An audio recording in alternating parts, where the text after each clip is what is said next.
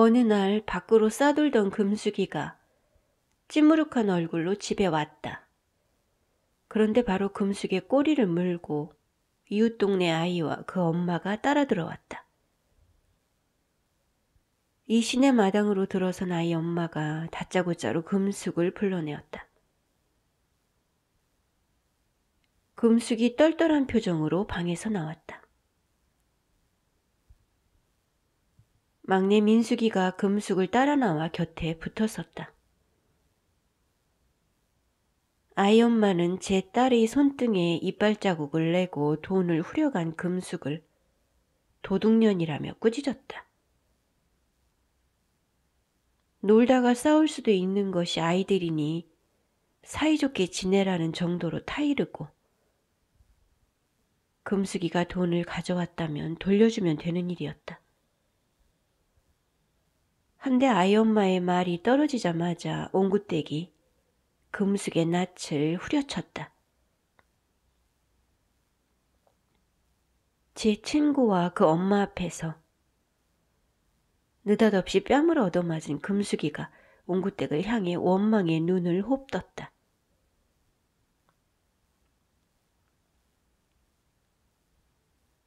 제가 먼저 덤벼서 손을 콱 물어준 것은 맞는데 돈을 빼앗지는 않았단 말이야. 이런 개 같은 년을 네 년이 거짓말을 한 게 어디 한두 번이야? 옹구댁은 금숙의 말을 믿지 않고 아이 엄마 편을 들어주었다. 한술 더 떠서 옹구댁은 금숙의 나쁜 행실에 대해 마치 고자질을 하듯 아이 엄마에게 일러바쳤다.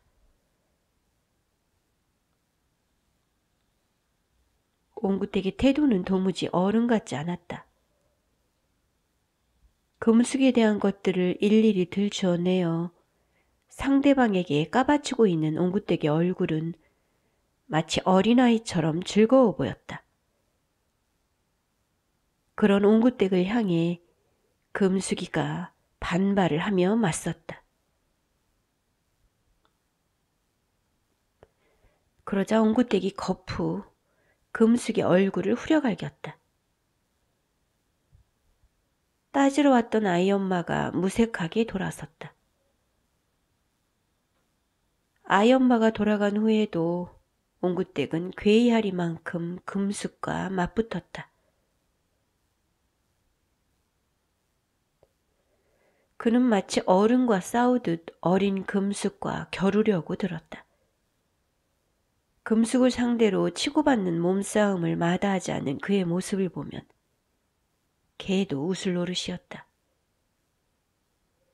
어른이 뭐가 아쉬워 사생결단을 하듯 아이에게 달려들어 엎어졌다 젖혀졌다 하는 것인지 그 옹졸함을 이해하기 어려웠다.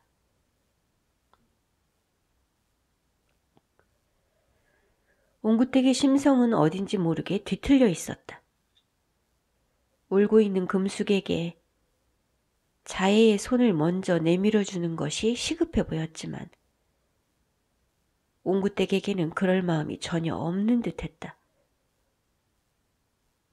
옹구댁은 자신이 공명정대한 사람이기 때문에 누구의 편도 들어줄 수 없는 것이며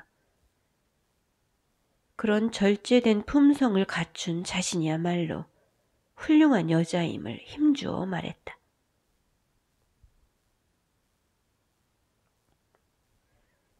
그런 일이 있고 얼마가 지나 금숙이 학교에서 볼게임을 하게 되었다.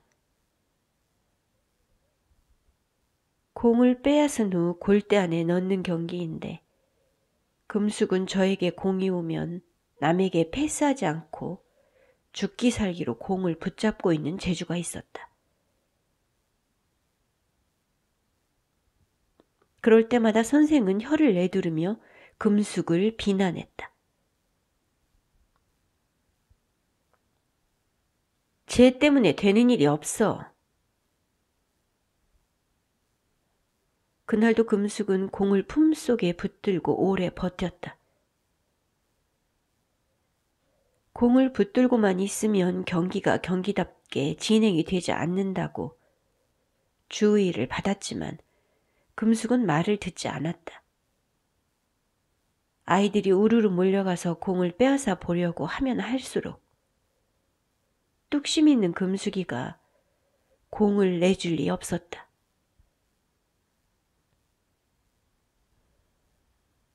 양쪽 팀이 같은 점수였으므로 경기 종료 시점에서 공을 점유한 팀이 이기는 것이었다. 하여 금숙이 공을 움켜잡고 있는데 호루라기 소리가 들렸다. 곧 금숙의 팀이 이겼다는 표시를 받았다.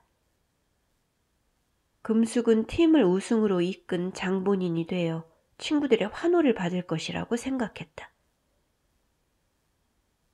팀을 위해 끝까지 버틴 금숙의 끈기를 선생이 칭찬해 주기를 바랐다. 한데 경기가 끝나자 아이들과 선생은 금숙을 외면했다. 매번 쟤 때문에 경기를 망치잖아. 노골적인 선생의 말이 귀에 울리자 금숙은 뜨끔했다. 그러나 자신이 무엇을 잘못했는지 금숙은 알지 못했다. 팀을 우승으로 이끌기 위해 몸을 바친 것인데 칭찬은커녕 도리어 미움만 받고 있는 이유를 헤아리지 못했다. 칭찬을 얻어내기 위해 애를 쓴 것인데 비난의 화살만을 맞고 있었다.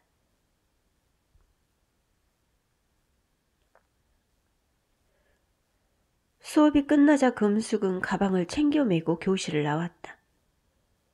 며칠 전에 제 엄마를 대동하고 따지러 왔던 이웃 동네 아이도 마침 수업이 끝나서 교실을 나오고 있었다. 쪼르르 달려온 아이가 금숙을 향해 빈정거렸다.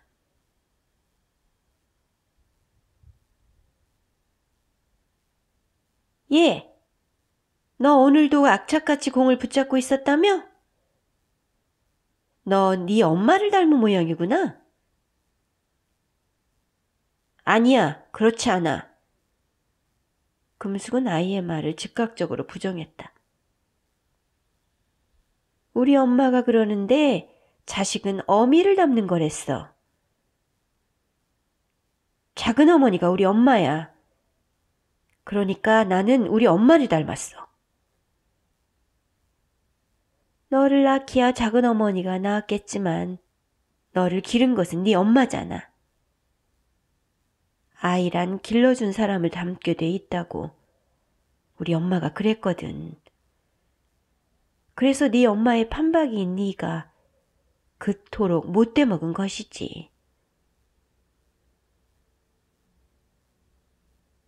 사람이란 양육자의 품성을 담게 되어 있다는 말에 금숙은 고개를 저었다.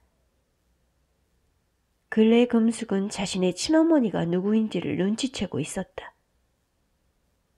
제가 모르고 있던 일을 동네 아이는 알고 있었다고 생각하니 배신감이 올라왔다. 금숙은 옹구댁 밑에서 어리뜩한 유년을 보내고 있었다.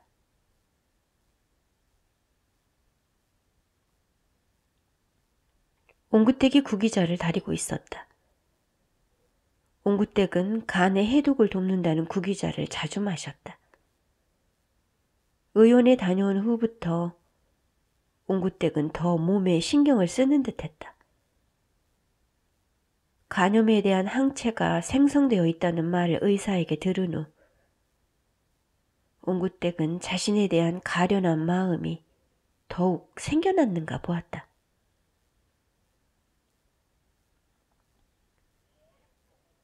간염을 알아야만 항체가 생성된다는데 나는 어느 결에 홀로 병을 앓았던 것인고 내가 병에 걸린 줄도 모르고 나는 그것을 혼자서 앓고 있었구나. 옹구댁이 외롭게 혼자 병을 앓고 있는 동안 누구도 그것을 알아주지 않았고 함께 해주지 않았다고 생각하니 이루 말할 수 없이 자신이 불쌍했다. 한없는 연민으로 제 몸을 쓰다듬던 옹구댁의 눈에 눈물이 고였다. 아무도 돌보아주지 않는 자신이 가엾기만 했다. 주변을 둘러보아도 누구 하나 자신을 사랑해주는 이가 없었다. 옹구댁이 구기자를 생것으로 몇 개 씹어보다가 금숙을 돌아보았다.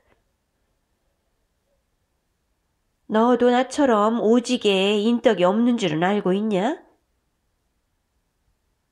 옹구댁의 말에 금숙이 톡 쏘아주듯 답했다. 인덕이란 내 스스로 만드는 거야. 금숙이가 옹구댁의 성정을 담기는 했어도 깨인 소리를 곧잘 했다. 내 애가 만드는 거 좋아하네. 채, 온전치 못한 년이 말하는 거라고는. 인덕이란 그저 팔자야. 정해진 팔자에다 대고 똥이 삐질삐질 나오도록 어디 한번 노력을 해봐라. 뭐가 달라지나. 이렇게까지 노력해도 안 되는 내 인생을 보고도 인덕이란 제 스스로 만드는 것이라고. 그 잘난 주둥아리를 놀릴 테냐?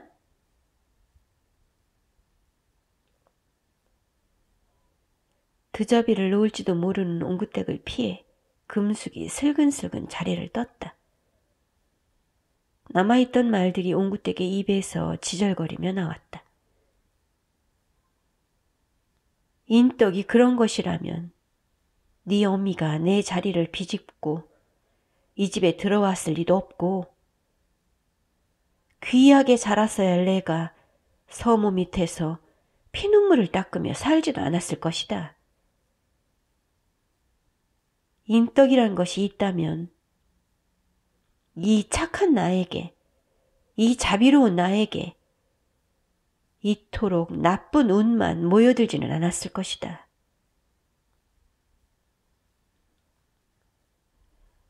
다음 날 금숙은 작은 댁이 상리를 하는 곳을 찾아갔다. 일을 하며 세월을 보내는 동안 작은 댁은 자신을 찾아와 주변에서 논의는 자식을 한 번도 본 적이 없었다. 달마다 몸의 것을 쏟아내는 성징이 오기에는 아직 이른 것 같은데 금숙은 어딘지 모르게 달라져 있었다. 얼마의 시간이 지났을까? 작은 댁이 밭고랑에 앉아서 멀찍이 떨어져 있던 금숙을 불렀다. 금숙이 고개를 들어 쳐다보자 작은 댁이 먼 밭둑을 가리켰다.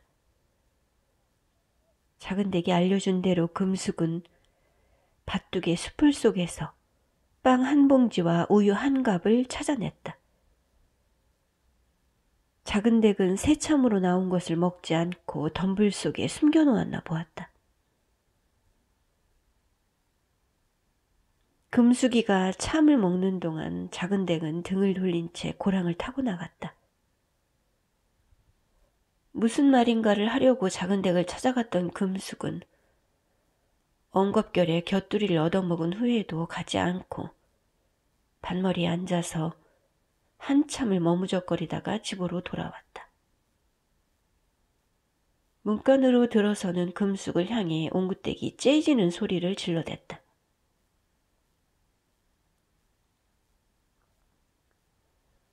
정신이 뜬 년마냥 어딜 그렇게 쏘다니는 거냐?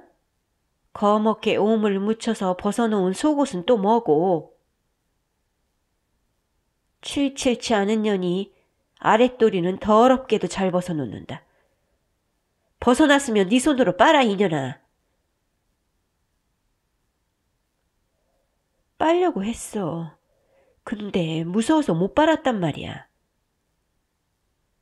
제가 벗어놓은 고쟁이가 무섭다니 전현이 미쳐도 호되게 미쳤군. 밑에서 피가 자꾸 나온단 말이야. 채, 사람 같지 않은 게 할 짓은 다 하네.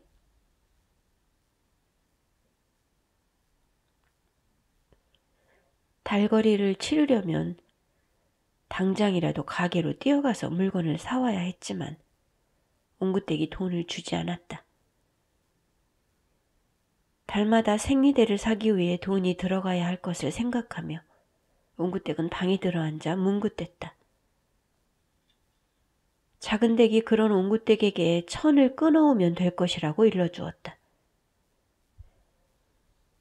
옛날처럼 천을 끊어다 쓰면 월경을 치르는 데에 돈이 들어가지 않을 것이라는 말에 옹구댁이 읍에 나가 소창을 끊어오기는 했다. 한데 옹구댁은 천을 끊어다 놓고도 내줄 기색이 없어 보였다. 자신이 몸소 읍에까지 나갔다 온 수고에다 돈까지 들였으니 옹구댁은 물건을 거저 내주기가 아까웠다. 금숙이가 바짝 엎드려 머리를 조아리며 당신의 비위를 맞추겠습니다. 라고 굴복해 준다면 만족스러울 것 같았다. 툭하면 금숙과 감정 싸움을 하며 지내던 그 즈음에 옹구댁은 상대가 납작 수그리는 꼴을 봐야만 되겠다는 오기가 올라왔다. 나중에라도 자신이 늙어 꼬부라지면 냉정하게 외면당할 것만 같은 두려움에다 그렇게 늙어 빠져 쪼그라져 있는 자신에게 돈 한 푼 보태주지 않을 것 같은 불안감에 옹구댁은 상대로부터 확실하고도 만족스러운 다짐을 받아두고 싶었다.